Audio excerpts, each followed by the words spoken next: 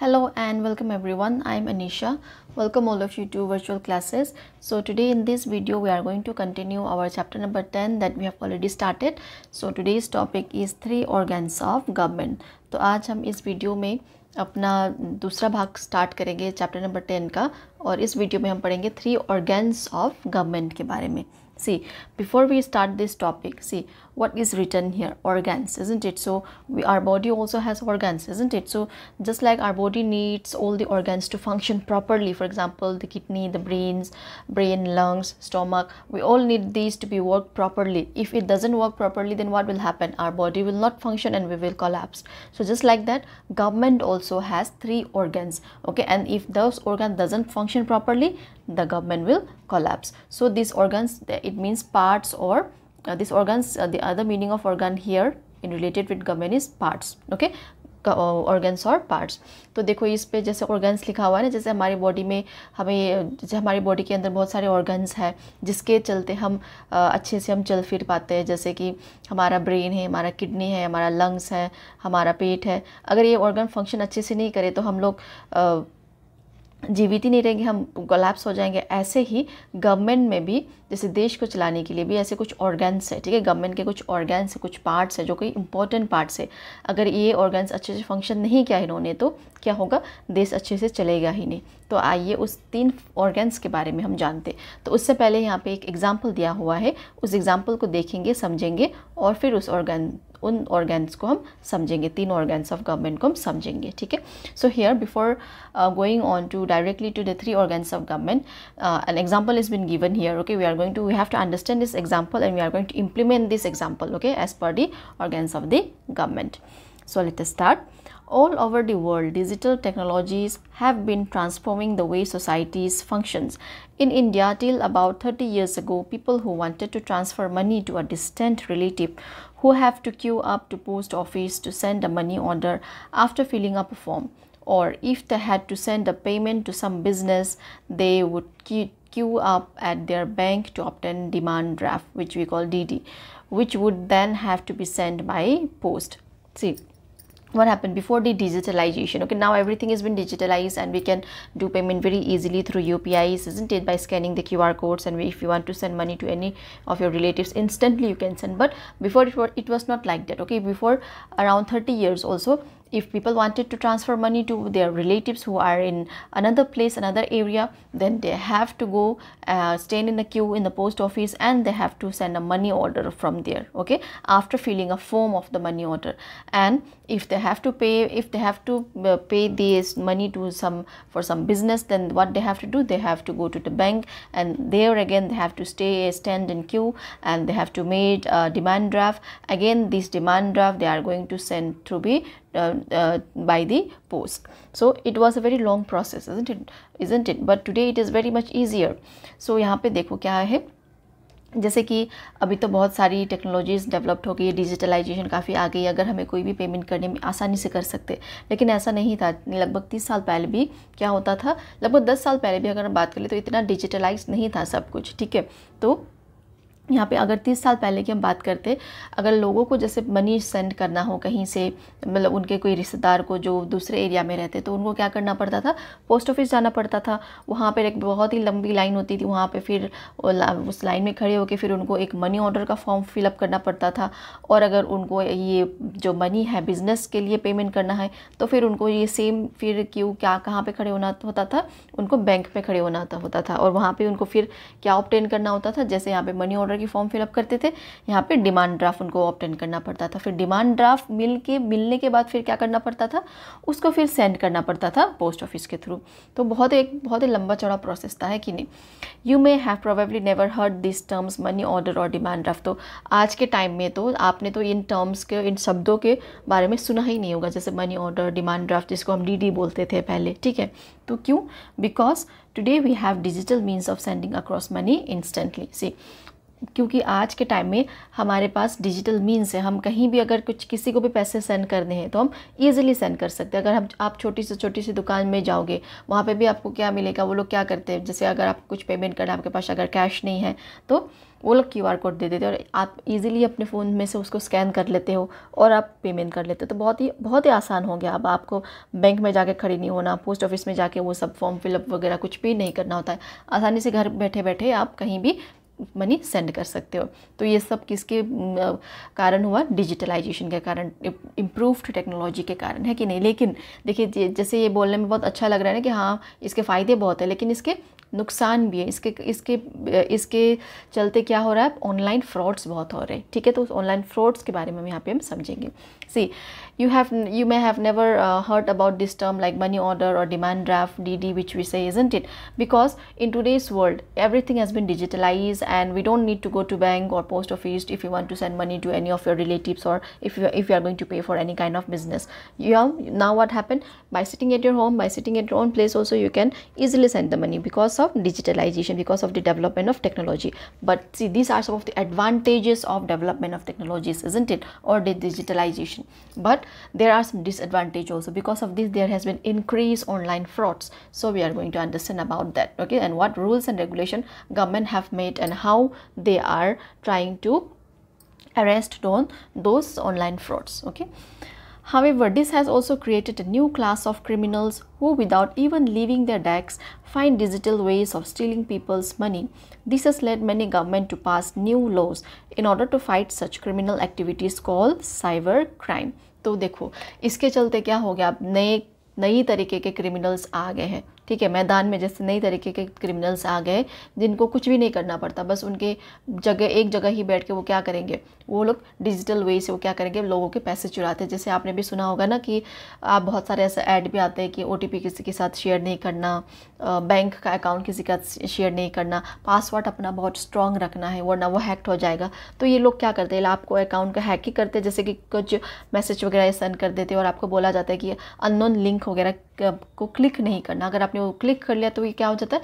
इनको एक्सेस मिल जाता है आपके बैंक का अकाउंट का। तो क्या करते हैं फिर? वहाँ से ये OTP वगैरह ये इनको मिल जाती है, आसानी से मिल जाती है, और उसके बाद ये आपके पैसे चुराने लगते हैं बैंक से, अकाउंट से। जैसे हमने कई बार सुना होगा, आपने अपनी मम्मी पापा को भी कहते हुए सुना होगा कि उसके जैसे ऑनलाइन फ्रॉड्स हो गया उसके साथ, जैसे उसके 20,000 रुपये चले गए, किसी के 25,000 रुपये चले गए, ऐसे करके ये लोग बहुत सारे ऐसे फ्रॉड्स चल रहा है आजकल, ठीक है। तो ये जो फ्रॉड्स चल रहा है, जो क्रिमिनल एक्टिविटीज़, ये भी एक तरह का क्राइम ही है। तो ये जो क्राइम जो चल रहा है, क्रिमिनल एक्टिविटी जो चल रहा है, उसको हम क्या बोलते हैं? साइबर क्राइम, ठीक है। तो इसके चलते गवर्नमेंट ने क्या किया है? बहुत सारे ऐसे नए लॉज बना लिए हैं, क्योंकि जैसे हमने पढ़ा था लॉज, एक बार जो लॉज बन गया, ऐसा कि नहीं, ऐसा तो है नहीं कि वो हमेशा वही रहेंगे, वो चेंजेस लेके आना पड़ता है। तो अब चेंजेस कैसे लेके आए? जैसे डिजिटल वर्ल्ड आ गया, तो डिजिटल वर्ल्ड में क्या हो गया? फिर क्रिमिनल्स आ गए, डिजिटल वाले क्रिमिनल्स आ गए, ऑनलाइन वाले क्रिमिनल्स आ गए, ऑनलाइन फ्रॉड्स वाले क्रिमिनल्स आ गए। तो उनके चलते यहाँ पर फिर गवर्नमेंट ने क्या किया? नए लॉज पास किए। तो ये लॉज कौन पास करता है उसके बारे में हम देखेंगे। वही एक ऑर्गन है गवर्नमेंट का, ठीक है। तीनों में से एक ऑर्गन जो नए लॉज बनाते हैं वही एक ऑर्गन है। See here what happened? Because of the digitalization, now online frauds, online criminals are coming up, isn't it? And they have started stealing people's money also without even leaving their desks, by just sitting at their place.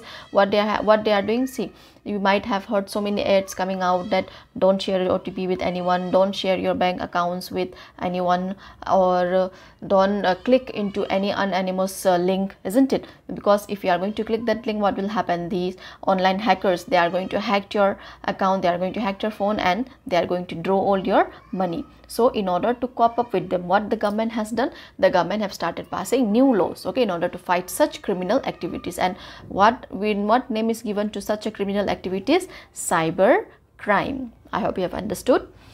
Some of those criminals who believed in robbing innocent people of their hard-earned money instead of using their skill to contribute to the society have been arrested and convicted in court. They are usually fined as well as jailed for some years. So this criminals, okay, who believe that without doing anything, like just simply sitting at their home, they started robbing innocent people hard-earned money, isn't it?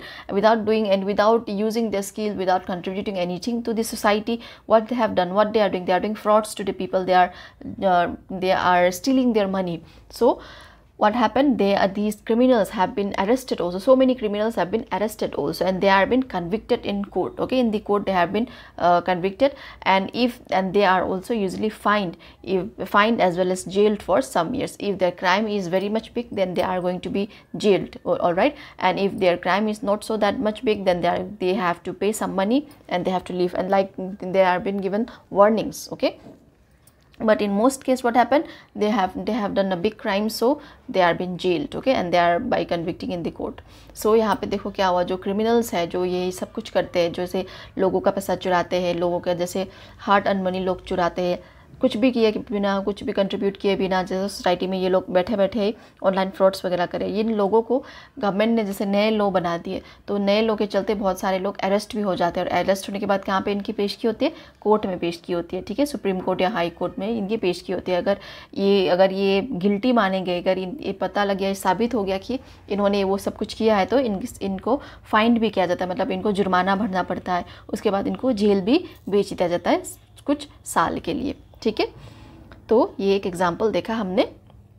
Through this example we can see how the three branches or organ of a government work together। तो इस example के चलते हमने क्या देखा है, 3 branches of government कैसे work करता है, जो गवर्नमेंट का ऑर्गन्स है वो कैसे वर्क करता है, उसको हमने देखा। मैं आपको समझाती हूँ कैसे। ठीक है, देखो जैसे फर्स्ट में क्या है, जो गवर्नमेंट ने नए लॉ बनाए तो लेजिस्लेचर का काम आ गया, फिर उनको इम्प्लीमेंट किसने किया, जो एजेंसी है यहाँ पे जो डील करेगी साइबर क्राइम को लेके, उन्होंने उसको इम्प्लीमेंट किया।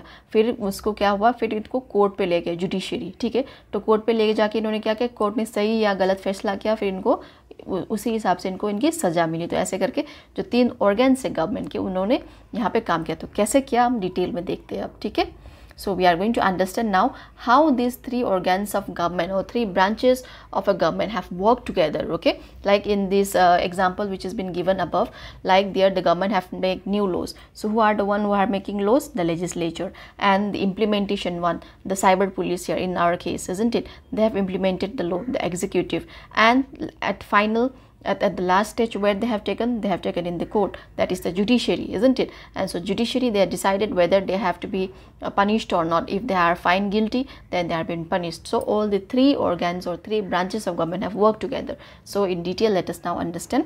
The legislature is the organ that make new laws or legislate. So legislature ऐसा एक फर्स्ट organ है गवर्नमेंट का जो laws बनाता है, new laws बनाता है। ठीक है, और उनको legislate करता है। Sometime it also updates or removes existing laws.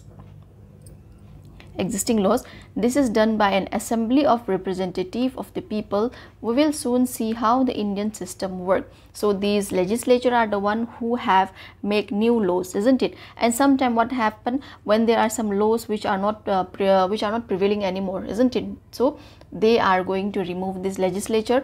They remove those existing laws also which are no longer in used anymore. Okay, they are going to update the law. And who is doing this? Who are the legislature? These are being done by an assembly of representative. Who are this assembly of representative? See, there is an assembly, there is an house, isn't it? So in that house what happened? The parliament house. So there what happened? The people elected the people chooses some people. Okay, they chooses their representative, and those representative will be sitting in that assembly or parliament. Okay, or here in case we'll say assembly. So they are going to sit in that assembly, and they are the one who are going to make laws. Okay, and pass the law. So we are going to see like how our Indian system work.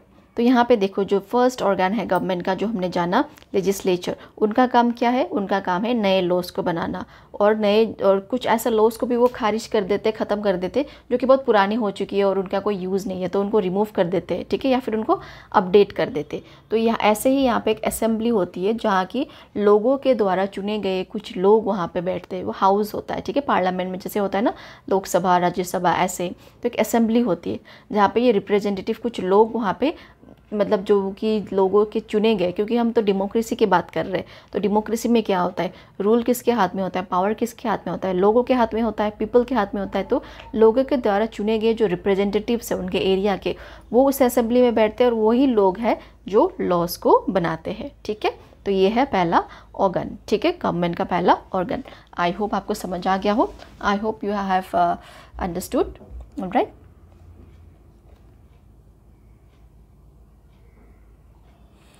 So let us see to our next organ. What is our next organ? The executive. Okay, executive is the organ that implements or executes the law. This includes the head of the state, who may be a president, a prime minister, or a chief minister, the minister, and any agency responsible for enforcing law and order. In our example above, that agency is the cyber police. So here see, the second organ is the executive. They are the one who are going to execute the law, means law को लेके आना, use में लेके आना. जैसे legislature ने क्या कर दिया, लॉ बना लिया है कि नहीं, लेकिन ये एग्जीक्यूटिव जो है ये उस लॉ को एग्जीक्यूट करते हैं, उस लॉ को पूरा करते हैं, उस लॉ को यूज़ करते हैं, लागू करते हैं. ठीक है, जैसे कि यहाँ पे एग्जीक्यूटिव कौन हो जाता है, जैसे कि हेड ऑफ द स्टेट होते हैं, जैसे कि प्रेसिडेंट हो गए, प्रेसिडेंट होते हैं हेड ऑफ द स्टेट, या प्राइम मिनिस्टर, या चीफ मिनिस्टर, या फिर कोई मिनिस्टर्स, या फिर कोई भी एजेंसी जो कि रिस्पॉन्सिबल होगा लॉ को एनफोर्स करने में. ठीक है, तो इन हमारे जो इस केस में जो हमने एग्जांपल देखा साइबर क्राइम्स में, तो उसमें एग्जीक्यूटिव कौन हो गए, उसमें जो एजेंसी है वो है साइबर पुलिस, क्योंकि वही उस लॉ को लागू करके उन्होंने क्या क्या उन चोरों को पकड़ा है कि नहीं. तो यहाँ पे एग्जीक्यूटिव का मतलब क्या होता है, जो कि लॉस को इम्प्लीमेंट करते हैं, जो लॉस को लागू करते हैं. ठीक है, so here the executive are the one who implements the law, who executes the law. Okay, who, for example, here the legislature have making the law, isn't it, make the law, and the executives are the one who are going to enforce it. All right, for example, executives may include the head of the state, they might be president, they might be a prime minister or a chief minister or some minister or any agency responsible to enforcement of the law. And in our case, in our example that we have seen about the cyber crime, who are the agency who will be enforcing the law? Those are the cyber police. So I hope this is clear. So the third organ, okay, the third organ is the judiciary. Judiciary is the system of court which decides whether someone has broken the law, and if so, what course of action should be taken, including punishment if necessary. Sometimes it also examines whether a decision taken by the executive is right, or whether a law passed by the legislature is well conceived and fair to all. So this is the last organ of our government. Okay, judiciary is the last organ of our government. And what is the work of the judiciary? This, see, the judiciary means the court, the Supreme Court or the High Court, isn't it? So they decides whether someone have broken the law or not. They are going to decide whether they are guilty or not, isn't it? And if they are found that in the process, if they are found that the person have broken the law, then what will happen? Judiciary is the one who is going to decide about the punishment, isn't it? And apart from that, okay, apart from that, judiciary also examines, okay, this judiciary is very much important. Okay, they also examines whether decisions taken by the executive, the decisions which have been taken by the executives, mean the prime minister, minister, chief minister, and minister, and any other agencies, okay, whether this is right or not. Okay, and whether the laws which are been passed by the legislature is fair enough or not, whether it goes with the people or not, whether the people, if the people doesn't like the law, and if the law is not working for the welfare of the people, then judiciary can ask the legislature to remove the law which they have created, or they will not allow that law to be passed. Okay, it will not allow that law to become an act. So judiciary are the one who are going to check. Okay, here he is checking, isn't it? Judiciary is checking the executive as well as the legislature. So just like that, there are been checks, principle of checks and balance also, about which we will learn now. Okay, so यहाँ पे देखो, जो judiciary है, जो न्यायपालिका है, तो ये क्या है, ये तो कोर्ट है कि नहीं, जो कोर्ट है, सुप्रीम कोर्ट होगी, हाई कोर्ट होगी, तो ये डिसाइड करती है कि किसी ने लॉ को ब्रेक किया है या नहीं, कोई मतलब जो मुस्लिम है, वहाँ पे जो मुस्लिम है उसने सच में वो गुनाह किया है या नहीं, उसको अच्छे से जांच पड़ताल करके क्या करेंगे, अगर गुनाह किया है तो उसको पनिशमेंट देंगे, अगर नहीं किया तो फिर उसको छोड़ देंगे. और इसके साथ साथ ये क्या करता है जुडिशरी, दूसरा काम ये क्या है, ये जो लॉज या जो लॉज लेजिस्लेचर बनाती है और जो लॉज एग्जीक्यूटिव इम्प्लीमेंट करती है, वो जो डिसीजन जो एग्जीक्यूटिव लेती है वो कहीं वो सही है या गलत है, वो भी ये देखता है. ठीक है, और जो लॉज लेजिस्लेचर बनाती है, अगर वो लॉ लोगों के हित में नहीं है तो जुडिशरी वो लेजिस्लेचर को बोलेंगी कि वो लॉ उसको रद्द कर दे, वो act as a act pass नहीं हो सकती. एक लॉ तभी एक एज अ एक्ट पास होती है अगर वो कोई प्रॉब्लम क्रिएट नहीं करेगा लोगों के लिए, क्योंकि इंडिया एक डेमोक्रेटिक कंट्री है, और डेमोक्रेटिक कंट्री में क्या होता है, लोगों के हाथ में पावर होता है, लोगों के वेलफेयर के लिए ही गवर्नमेंट काम कर रही होती है. तो यहाँ पे जुडिशरी देखता है, ठीक है, कहीं कुछ गलत तो नहीं हो रहा है, इसीलिए हम बोलते हैं ना न्याय, जस्टिस. ओके, यहाँ पे एक क्वेश्चन है, let's explore. Explain how the three government organs are at work in the case of the cyber criminal described above. How do they intervene? तो मैंने आपको ये तो समझा ही दिया कि वो जो हमने एग्जाम्पल देखा था उसमें 3 ऑर्गन्स ऑफ गवर्नमेंट ने कैसे काम किया. जैसे कि गवर्नमेंट ने पहले तो क्या किया, लेजिस्लेचर ने क्या किया, लॉ बनाए. जैसे लॉ अगेंस्ट साइबर क्राइम्स उन्होंने बनाया, और फिर उन्होंने एक्टिविटीज़ जो इलीगल ऑनलाइन एक्टिविटीज़ है उसको डिफ़ाइन किया कि अगर ऐसा किया तो ये होगा, ये होगा. तो उसके बाद सेकंड में कौन आया, एग्जीक्यूटिव्स आए, जो पुलिस है, जो साइबर क्राइम के पुलिस है और अदर एजेंसीज़ है जैसे गवर्नमेंट के. उन्होंने इन्वेस्टिगेट किया अच्छे से और उन्होंने एविडेंस वगैरह गैदर किया, फिर उन्होंने क्रिमिनल्स को कैच किया. फिर क्रिमिनल्स को कैच करने के बाद क्या हुआ, फिर जुडिशरी ले गए. जो जुडिशरी लेके क्या हुआ, कोर्ट ने उनका केसेस को हेयर किया और इसके बाद सुना केसेस को. उसके बाद फिर क्या हुआ, फिर डिसाइड किया वेदर जो लोग जो एग्जीक्यूटिव पकड़ के लेके आए, जो पुलिस पकड़ के लेके आए, वो सच में ही उन्होंने किया है या नहीं. तो फिर अगर किया है तो उनको सज़ा दी. तो मैंने आपको ये ऑलरेडी एक्सप्लेन कर लिया है, ठीक है. तो I have already explain this answer above. So here one more important term is here. Two important terms are here actually. Okay, one is the separation of power and another is this checks and balance. So listen very carefully. In any good system of governance, these 3 organs must be kept separate although they interact with each other and work together. The separation is called separation of power. देखो हमने पढ़ा ना भी तीन organs के बारे में, governments के 3 ऑर्गन्स के बारे में, लेकिन जो ये 3 ऑर्गन्स हैं इनको हमेशा सेपरेट ही रखना चाहिए. क्यों? क्योंकि जैसे इंटरेक्ट तो करेंगे एक दूसरे के साथ, जैसे हमने अब पहले वाले भी केस में भी देखा, एक साथ ये काम करते, लेकिन ये इंटरफेयर नहीं कर सकते एक दूसरे के काम में. जैसे यहाँ पे देखो ये जो पिक्चर आपके दिया हुआ है, जैसे लेजिस्लेचर रेड कलर है, जुडिशरी ऑरेंज कलर का है और एग्जीक्यूटिव जो ब्लू कलर में.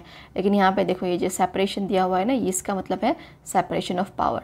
लेकिन सेपरेशन के साथ साथ फिर ये एरो भी है, जो एक तरफ, एक उस तरफ जा रहा है, एक इस तरफ जा रहा है. तो इसका मतलब क्या है, इंटरकनेक्टेड भी है. ये लोग काम साथ में करेंगे लेकिन इनका पावर जो है सेपरेट होगा. इंटरकनेक्ट किसके लिए होगा, गवर्नेंस के लिए, गुड गवर्नेंस के लिए, good system of governance. Governance का मतलब क्या है, जैसे हमने पिछली क्लास में देखा था, किसी भी प्रोसेस के, किसी भी सोसाइटी में अगर आपको गुड गवर्नेंस के बारे में हमने देखा था ना, जैसे कि वो जो प्रोसेस होता है जिसमें डिसीजंस लिया जाता है, ऑर्गेनाइज किया जाता है. डिसीजंस क्यों लिया जाता है, सोसाइटी को अच्छे से ऑर्गेनाइज करने के लिए, डिफरेंट सेट्स ऑफ रूल्स के साथ, और इंश्योर करने के लिए कि जो रूल्स हैं फॉलो किए जा रहे हैं. क्योंकि हमने देखा था ना रूल्स के इंपॉर्टेंस कितने ज़्यादा है, रूल्स एंड रेगुलेशन के. तो किसी भी अच्छे गवर्नमेंट्स के अच्छे से गवर्नमेंट को फंक्शन करने के लिए क्या करना होता है, इन सब चीज़ों का देखना होता है. तो यहाँ पे गुड गवर्नेंस के लिए एक दूसरे के साथ ये काम करते हैं. ऑल्दो ये लोग क्या है, इनका पावर्स जो है सेपरेट है. मतलब ये अपने क्षेत्र में काम करेंगे, ये अपने क्षेत्र में काम करेंगे और अपने क्षेत्र में काम करेंगे. जिसको एग्जीक्यूटिव जो है वो कभी भी जुडिशरी के मैटर में इंटरफेयर नहीं करेगा. जुडिशरी जो है कभी भी लेजिस्लेचर के मैटर में इम्प्लीमेंट नहीं करेगा.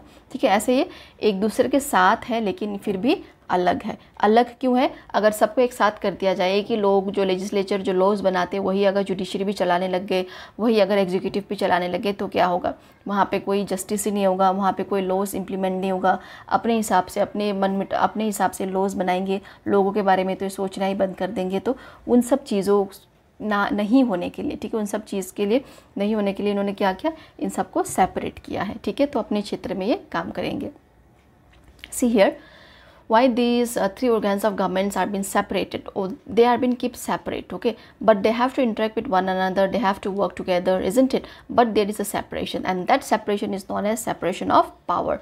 Because see, if all the people who are going to make laws will be the one who are going to implement, and again will be the one who are going to decide what is good and bad, then everything will be chaos, isn't it? The society will not run properly, because that one person will only see his benefits only, he will not going to see others benefits. So here all these organs are kept separate so that there will be no interference. Okay, there will be no interference in the judiciary, there will be no interference in the executive, and there should be no interference in the legislature. So this term is known as separation of power, and this separation is been done so that the country's government will be run smoothly. Okay, and it is intended to provide a system of checks and balance. So this separation is also been done. Why? To provide a system of checks and balance. See, that means This means that each organ of the government can check what the other is doing and restore balance if one organ act beyond its expected role. तो यहाँ पे देखो एक दूसरा term है checks and balance का. इसका मतलब क्या है? देखो जैसे हमने ऊपर पढ़ा था ना कि अगर कोई लेजिस्लेचर ऐसा कोई लॉ बना लेगा जो कि लोगों के हित में नहीं होगा, तो जुडिशरी वहाँ पे क्या कर सकता है? जुडिशरी वहाँ पे लेजिस्लेटर को बोल सकता है, मतलब चेक कर सकता है कि अपने हिसाब से वो लॉ ना बनाए, बस लोगों के हित के लिए बनाए. मतलब अपने पावर को अगर ये ज़्यादा ओवर यूज करने लगे तो क्या होगा? दूसरे ऑर्गन है इनको चेक में लेके आएंगे, और अगर ये जैसे ये चेक में लेके आएंगे तो फिर क्या होगा? ये तीनों बैलेंस हो जाएंगे. ठीक है, तो इसी का मतलब क्या है? Checks and balance. ठीक है, अगर देखिए ये जो बाकी के ऑर्गन है, अगर वो अपने अधिकार क्षेत्र से ज़्यादा वो काम करने लग गए, अपने मतलब उनके अगर वो कुछ ऐसा कुछ कर नहीं सकते लेकिन वो उन्होंने करना स्टार्ट करे, ऐसे रूल्स बनाने लग गए जो कि वो सिर्फ उनके पर्सनल बेनिफिट्स के लिए होगा, तो उस पर ऐसे पे क्या होगा? दूसरा ऑर्गन जो क्या करेगा? यहाँ पे चेक लगाएगा. उसके बाद चेक लगाने के बाद क्या होगा? बैलेंस मेंटेन रहेगा. अदरवाइज तो क्या होगा?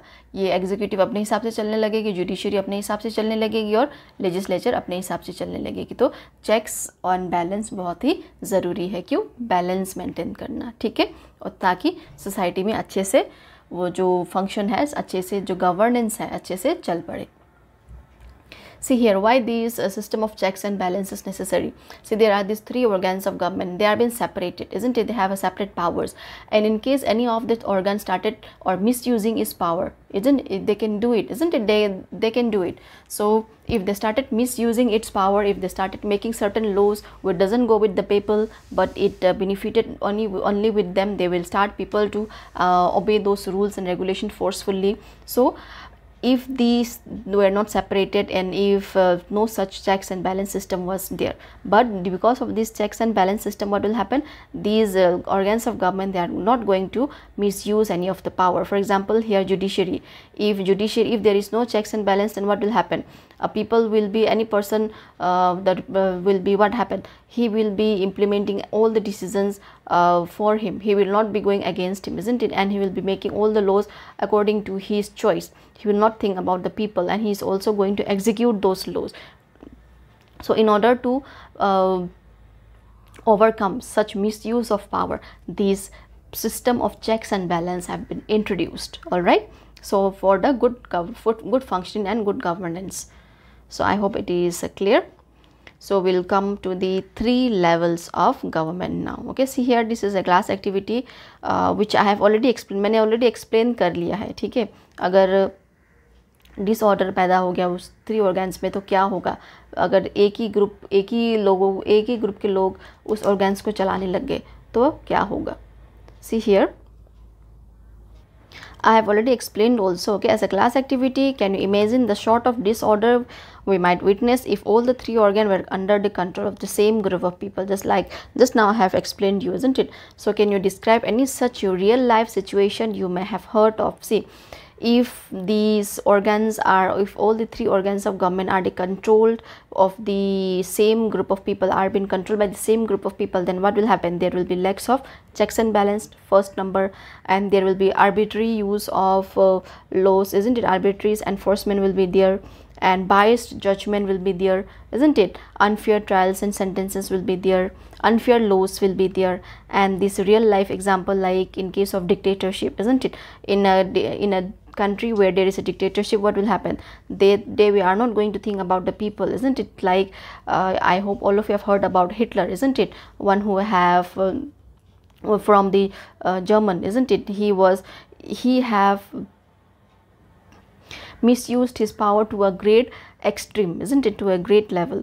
So in the real life situation, for now what I can think is that such dictatorship is going on in North Korea, isn't it? So as अगर आपको कोई ऐसा कुछ पता है जो कि अभी डिक्टेटरशिप चल रहा है किसी भी देश में रियल लाइफ उसमें, तो आप कमेंट सेक्शन में बता सकते हैं. ठीक है, तो इसका ऑलरेडी मैंने आंसर आपको एक्सप्लेन कर दिया. तो अब हम देखते हैं 3 लेवल्स ऑफ गवर्नमेंट के बारे में. So let us see about the 3 levels of government.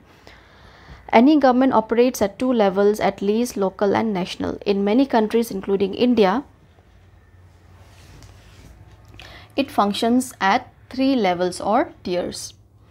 local, state or regional and national. See, any government, okay, in any country, at least they are going to function in two levels. First will be the local level and the national level. Local level here means the state or the national, okay, but as for India, as for our country, it functions in three levels. And what are those?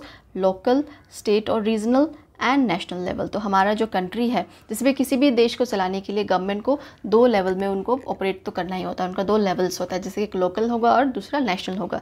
और बहुत सारे ऐसे country में, हमारे country के साथ क्या है, जो ये फंक्शन है तीन लेवल में बटा हुआ है. ठीक है, पहला लोकल लेवल में बटा हुआ है, दूसरा स्टेट और रीजनल लेवल में बटा हुआ है, और तीसरा नेशनल लेवल में बटा हुआ है, जो कि सेंट्रल लेवल हम बोलते हैं, है कि नहीं. तो लोकल लेवल यहाँ पे जैसे हमारे होते हैं ना पंचायत, जिला परिषद, वो सब कहाँ पे आ जाएंगे? लोकल लेवल में आ जाएंगे. Each level deals with different matters. To use a comparison, if a bulb in your home is not lighting up, you will first check the bulb, switch, fuse, etc. If that doesn't work, you may call an electrician, and if it is found that the problem is not within your home, you may need to go to electricity board and file a complaint.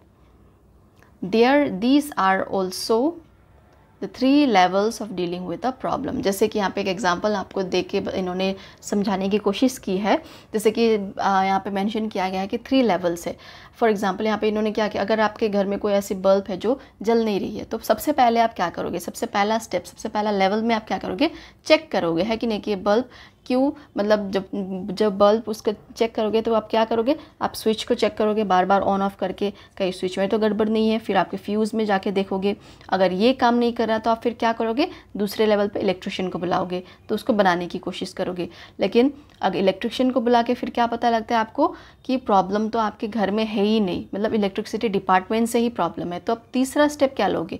You may need to go to the electric board and file a complaint. तो ऐसे ही आपने तीन level पे यहाँ पे एक problem को deal किया, है कि नहीं, तीन लेवल में जाके. तो ऐसे ही गवर्नमेंट भी तीन लेवल की है. ठीक है, और उनका अपना अलग अलग काम होता है. ठीक है, उनका जो काम है, जो अलग अलग लेवल का अपना अपना काम होता है. तो उस काम को हम यहाँ पे देखेंगे. ठीक है, see here, as I have mentioned you that in India the government function at the three levels, isn't it? For example, they have given an example so that you can understand here of an example of a bulb. Okay, if in your home if your bulb is not lighting, then what will you do? First you are going to check the switch, whether there is a problem in the switch or not, isn't it? Switch, fuse and etc. And secondly, what you are going to do? Secondly, you are going to call an electrician to fix it, but it is found that the problem is not in your home. So third step, what will be a third step? You will be going to the electricity board department and will file a complaint that your bulb is not lighting at your home. So in three level they have dealt the problem. So just like that, for a country also there are three levels and they have their own works. Okay, they have their own level and they have their own works. So now let us try to understand.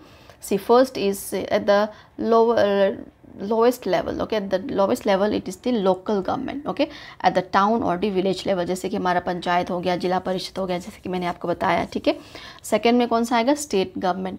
यहाँ के ये कौन से पे? State level पे. जैसे India में बहुत सारी स्टेट्स है कि नहीं, तो 28 स्टेट्स है इंडिया में, तो हर एक स्टेट का अलग अलग गवर्नमेंट है, तो एक स्टेट लेवल पे हो गया. और सेंट्रल गवर्नमेंट हमारा कहाँ पे? दिल्ली में, है कि नहीं, तो दिल्ली में इसका ऑफिस है. तो एक नेशनल लेवल पे ये क्या हो गया? Central government. तो इनका एक अलग अलग क्षेत्र है, अलग अलग क्षेत्र में ये काम करते हैं. अगर लोकल गवर्नमेंट से अगर वो हैंडल नहीं होगा तो स्टेट गवर्नमेंट आएगा, अगर स्टेट गवर्नमेंट से भी अगर वो हैंडल नहीं हुआ कोई प्रॉब्लम तो फिर सेंट्रल गवर्नमेंट आएगा. तो कैसे, उस चीज़ का भी यहाँ पे एग्जाम्पल दिया हुआ है, तो एग्जाम्पल के साथ हम लोग समझेंगे. ठीक है, एक फ्लड का यहाँ पे एग्जाम्पल दिया हुआ होगा. ठीक है, in India we have local government, state governments and central और यूनियन गवर्नमेंट. तो सेंट्रल गवर्नमेंट को हम क्या भी बोलते हैं? यूनियन गवर्नमेंट भी बोलते हैं. ठीक है, imagine that following heavy rain for a few days there is a flood in a part of a district. If it is not too severe, the local authorities may be able to deal with it. See, imagine if there is a very heavy rain and in a district only, okay, in a part of a district, and what will happen?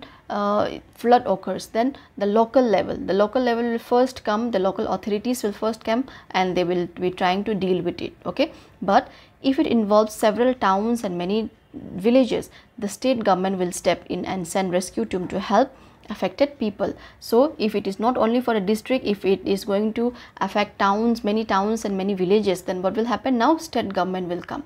okay, and they will send the rescue team to help the affected people. But if it is a massive flood affecting vast area, the central government may also come to help by sending relief supplies, the army, etc. These are the 3 levels again. See here again, if the flood is going to affect massive area, okay, if there is a massive flood, then what will happen at last?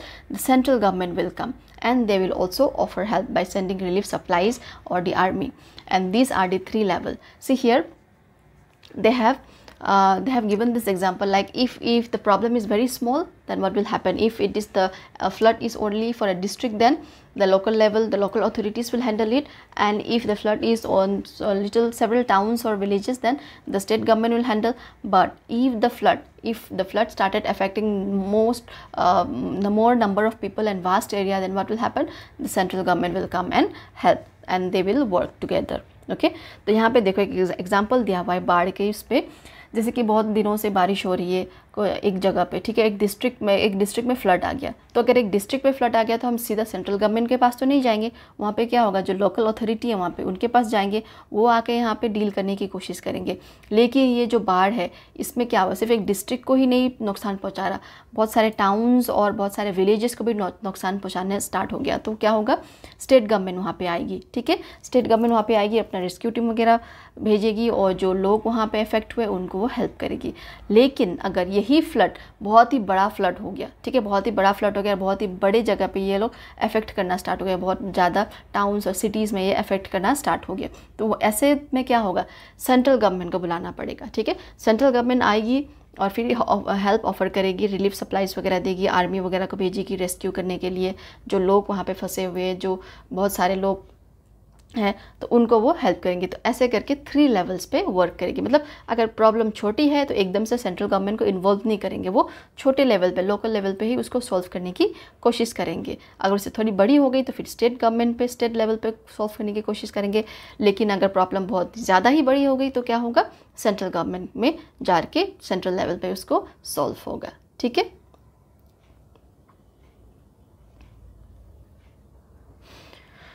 Okay, main don't miss out को एक बार देख लेते।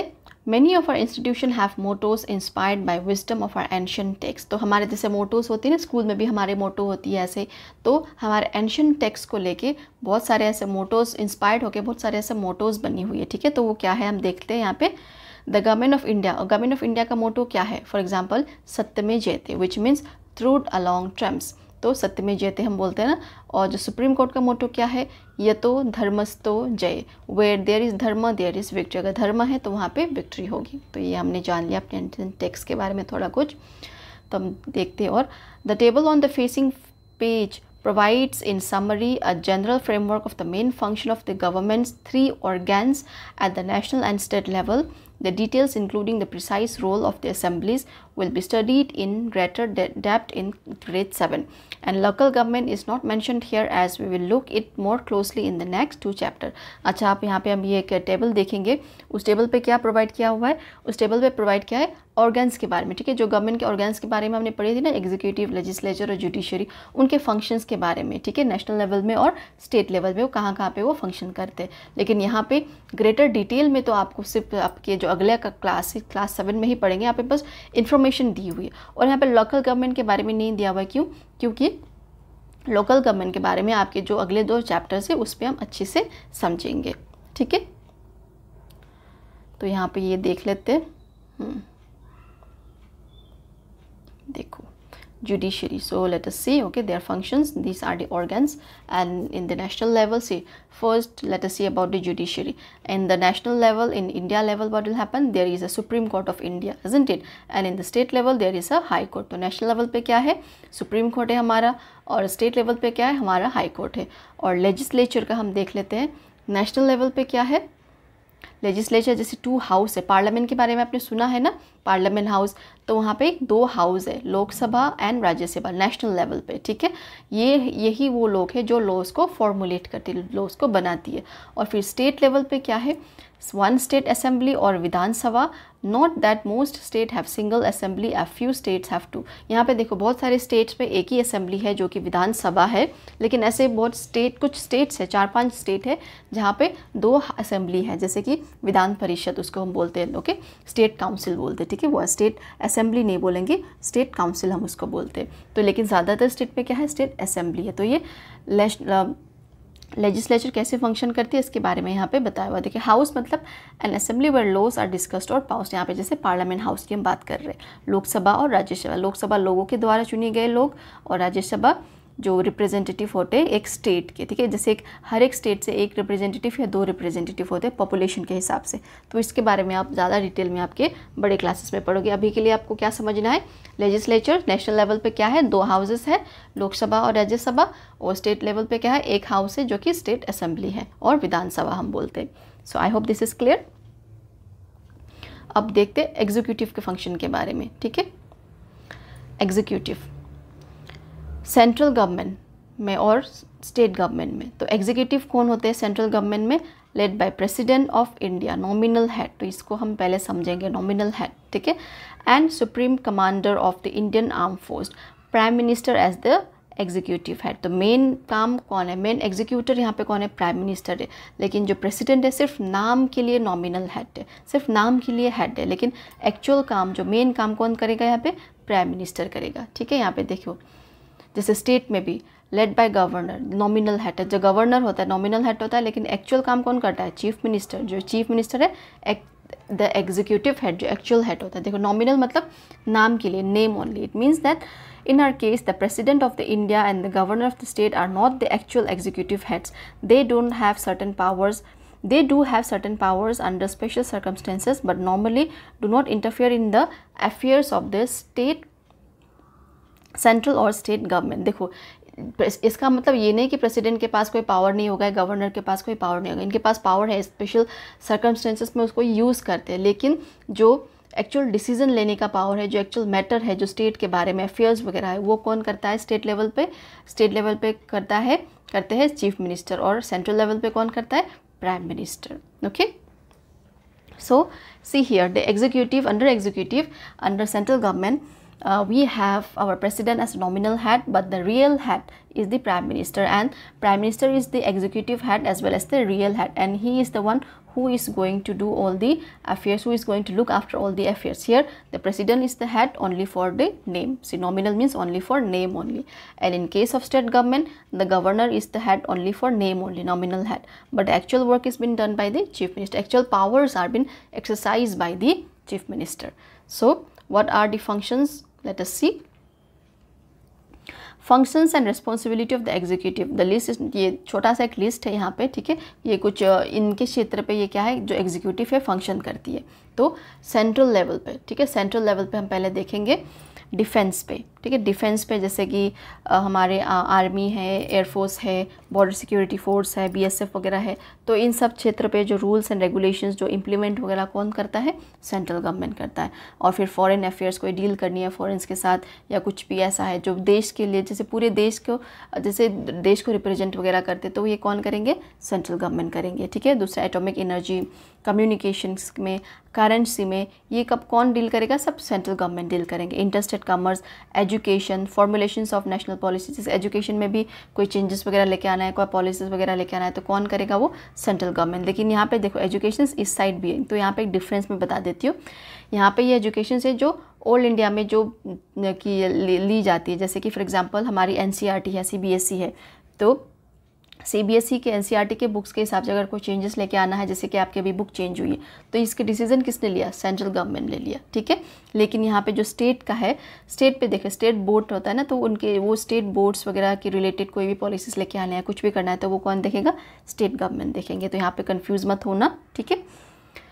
तो यहाँ पे state पे देखो police, laws and order जो है वो स्टेट गवर्नमेंट देखेगी। Adaptation and implementations of laws by the central government at the state level, तो जो लॉज इम्प्लीमेंट करेगी जो सेंट्रल गवर्नमेंट, तो स्टेट लेवल पे वो कौन देखेगा, स्टेट गवर्नमेंट देखेंगी। पब्लिक हेल्थ के बारे में कौन लॉज वगैरह देखेगी, स्टेट गवर्नमेंट देखेगी।